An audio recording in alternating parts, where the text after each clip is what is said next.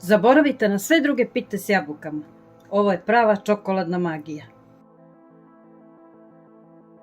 Za kore, odnosno one mrvice, treba će nam 120 g brašna, 100 g šećera, 160 g griza, 30 g kakao, prstohvat soli, 1 prašak za pecivo, 30 g smeđeg šećera, 1 kašičica cimeta i 70 g hladnog putera iz frižidera. Za fil nam je potrebno 50 ml pavlake, 1 kašičica instant kafe, kilogram jabuka, 60 g oraha, 1 vanilin šećer, 2 kašike šećera, 30 g putera, 2 kašike kakao i malo soli. Za preliv nam je potrebno 1 kašika kakao, 1 kašika šećera, 20 g putera, 30 ml slatke pavlake i 170 ml mlijeka. Za glazuru nam je potrebno 90 ml slatke pavlake, 1 čokolada za kuvanje od 100 g i 1 kašičica putera.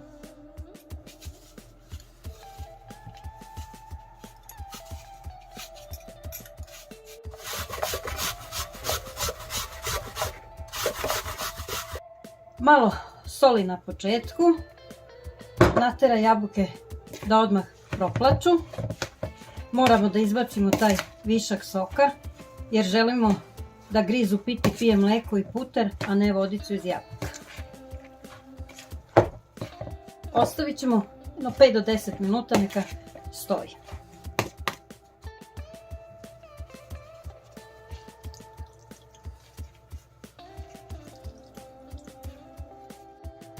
Vidite,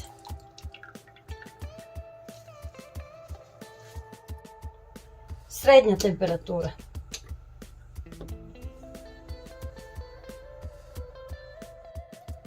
Iako smo ih iscedili, u jabukama je ostalo još malo soka.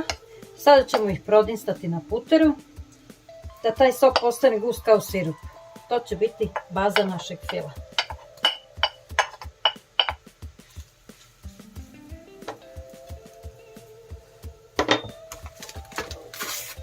Znači, instat ćemo nekih 5 minuta, 6.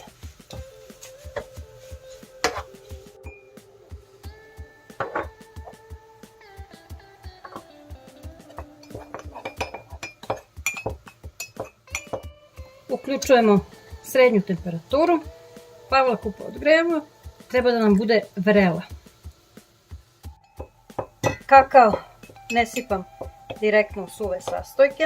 Prvo ga otvorim vrelom pavlakom i kafom. Kafa se neće osjetiti, ali će učiniti da čokoladni ukus bude 3 puta intenzivniji. Ova pasta je ključna. Toplota putera će probuditi kakao, tako dobijamo tu duboku čokoladnu kafenu notu.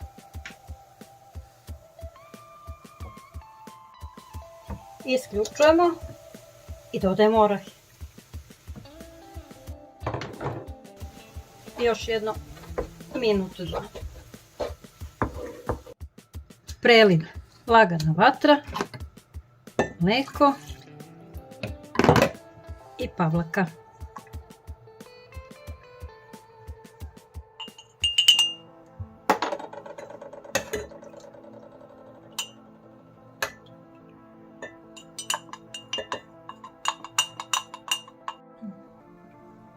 Dodajemo puter, šećer,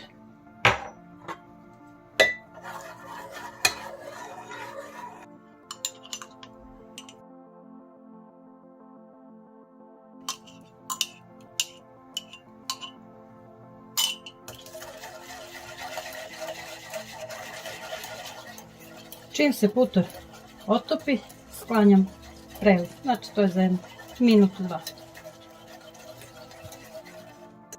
Preliv sada ostavljamo da se malo prohladi. Važno je da bude mlak, a ne vreo, da ne otopi puter u mrvicama pre nego što pita stigne do rezanja. Za mrvice sada sjedinjujemo sve suve sastojke.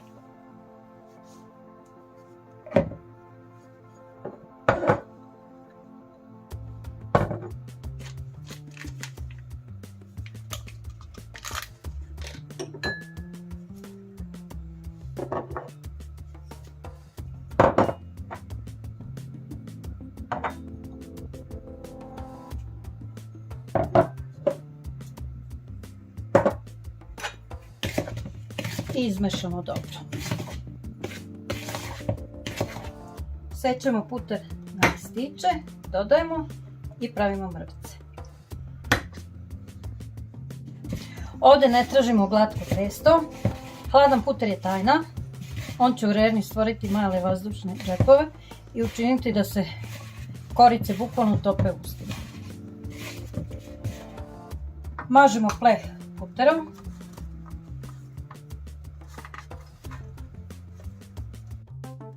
Dodajemo kakao.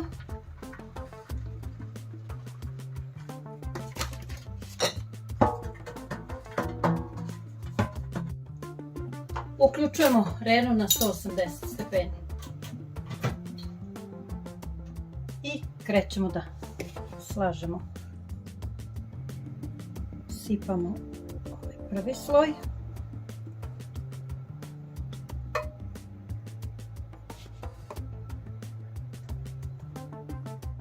Fil.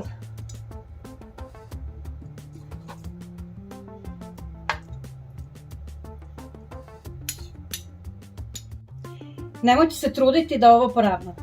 Ova mala ostrca fila dozvoljavaju prelivu da prođe kroz sve nivoje. Haos u plehu znači savršenstvo na tanjiru. Ide drugi sloj, pa drugi sloj fila i završni sloj mrvice. Prelivamo. Vidite kako griz odmah pije tečnost.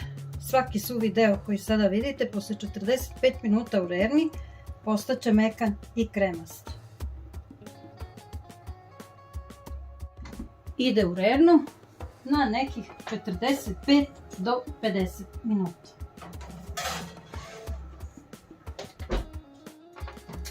I da vidimo šta se dešava ovdje.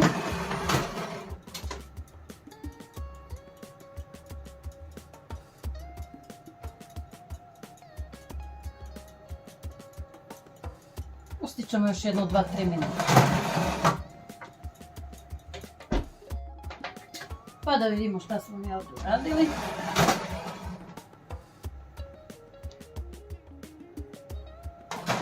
Još malo.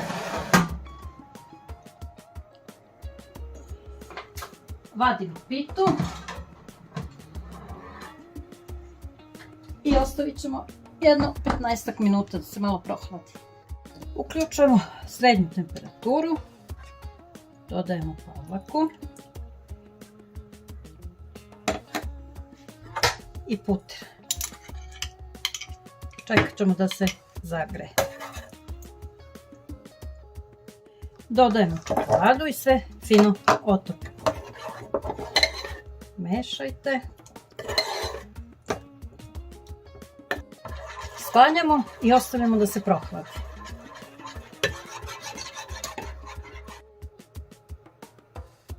Malo putera u glazuri daje ovaj divan sjaj. Znam, miris je neizdrživ, ali strpljenje je ovdje najvažniji sastojak. Kolač sećemo kada se potpuno ohladi, jer su tada svi ovi slojevi spojeni u savršenstvo. Ostavit ćemo pitu nekoliko sati da se ohladi. I evo ga. Trenutak istine. Ovo nije običan kolač. Ovo je dokaz da se strpljenje isplati.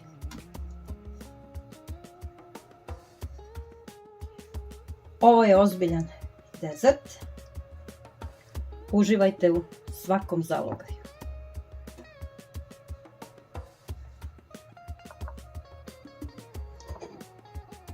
Vidimo se uskoro.